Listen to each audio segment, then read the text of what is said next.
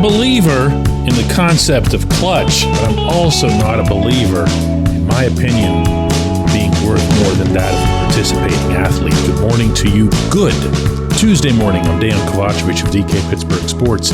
This is Daily Shot of Pirates. It comes your way bright and early every weekday. If you're into football and or hockey, I also offer daily shots of Steelers and Penguins in the same place that you found this.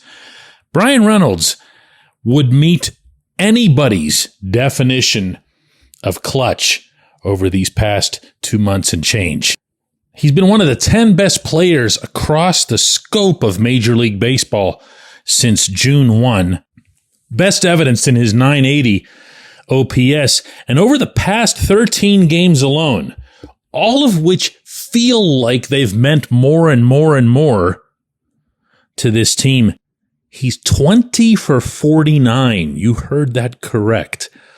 For the season as a whole, despite a slow start, he's got a .289 batting average, .358 on base, 19 home runs, second most of any National League outfielder, and 66 RBIs. He's a star.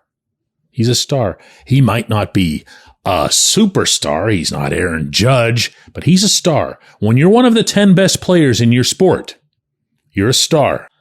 But in this, I'm not really telling you anything that you don't know.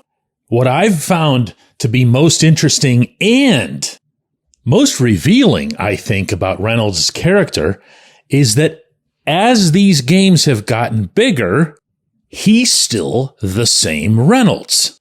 And that, of course, is the way I've always described clutch, meaning there's no such thing as clutch, but there is such a thing as an absence of clutch, meaning the games get bigger and you shrink from it.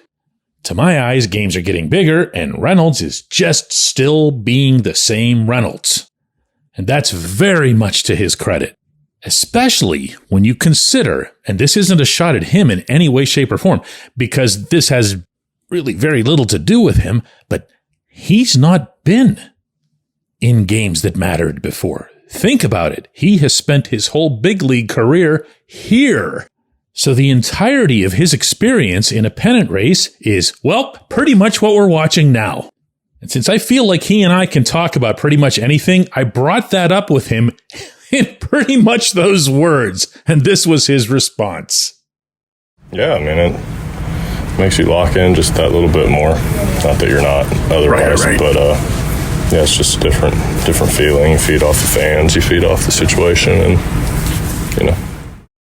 Now, if you know Reynolds at all, you'll know that he's got that Johnny Cash deep baritone sound, and he kind of plays everything cool, never gets too excited, never gets too, visibly stoked up, out on a base pass the way you saw Isaiah Kiner-Falefa getting all animated with that celebration at third base the other day. That's not Reynolds, to say the least. But did you hear the way he answered with, yeah, when I brought that up? Almost as if he wanted to have that addressed. Well, here's something that I can share with you on this program today that I've never brought up with anybody, including in writing. Around the time that Reynolds signed his extension with the Pirates, a move that was applauded universally. He was on some crazy tear coming out of spring training, had the best 2 weeks in human history. All the pressure's on. Everybody's yelling and screaming at Bob Nutting, get this done, get this done, get this done. It got done. But there also was an undercurrent, and I'm not going to get into too much detail on this, but there was an undercurrent of people in the Pirates' orbit who openly wondered why he'd want to stay. Who openly wondered if he's a winner. In other words, if you're a winner, why would you want to be here? Why not go to places where they win, or at the very least, try to win? And some of this came to my attention, and whenever it came in the form of conversation, I would say back, I really don't think he's like that. I think he'd love to win. I just happen to feel that he's a guy who he gets attached. He's a homebody in more ways than one. And it's not just about your teammates, because it can never be about your teammates when you're signing a long-term deal. And chances are really, really good that the only people who will be there through the entirety of that deal are you and anyone else who signed such a deal, which really means him and Ke'Bryan Hayes. He was just comfortable. He genuinely, and I mean this, loves it in Pittsburgh, loves being a Pirate, and wanted to make it happen. But when that's there, when that's something that is making its way around, you'd better believe that when things start getting good, and when you're a part of those things getting good, yeah, you're going to answer that with a little bit of an extra inflection to it. When we come back, J1Q.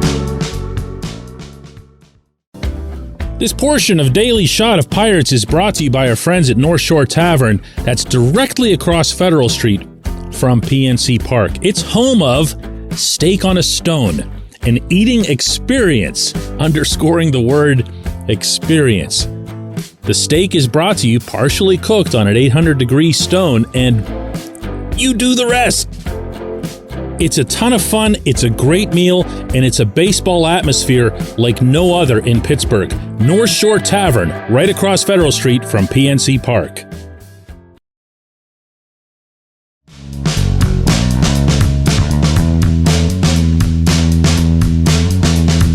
Today's J1Q comes from Michael. He says, DK, what's your current assessment of the Pirates' hitting and pitching coaches? Have they changed now that the Pirates haven't lost in a 3-game stretch over 2 full months? Mike, I'm always going to be looking at the positional coaches way, way, way more from the standpoint of what it is that they specifically do versus, how the team does overall. And I think that's only fair in either direction. If you've got a pitching coach, for example, who's making all kinds of young pitchers great and the team isn't doing so well, what are you going to do? Bury the pitching coach? I'll start with Oscar Marin, and I've said this before. He's having himself a good year. I don't think anyone could or should dispute that. He did not have good years before this in his tenure. He's having one now. I don't just say that for the obvious reasons. In other words, I don't just say that because, hey, look, everybody, Paul Skeens is here. What a great job Marin's done with Skeens. I don't think anybody, including Marin himself, would take that stance. I would think that it applies more to Jared Jones. Jared Jones is a longer-term product of the system. Jones probably comes with a couple more complications since he's a smaller guy throwing as hard as he is. I'm further not inclined, and I never have been, to credit Marin for Mitch Keller. Mitch is, well, we've been over this one a few times. Mitch is his own guy.